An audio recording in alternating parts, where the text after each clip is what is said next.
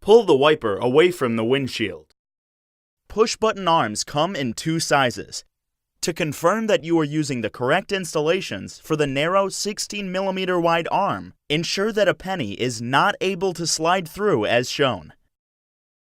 Remove pre-installed adapter B1 from the wiper frame. Remove M3 PT section from the included adapter assembly.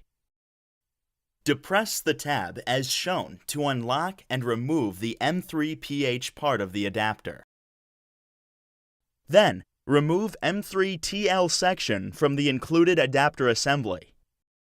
Insert the M3 NTL adapter section into the arm as shown, making sure that the locking button on the adapter locks into its corresponding hole on the arm. Attach the wiper blade onto the wiper arm with adapter already installed on the arm until it locks into place.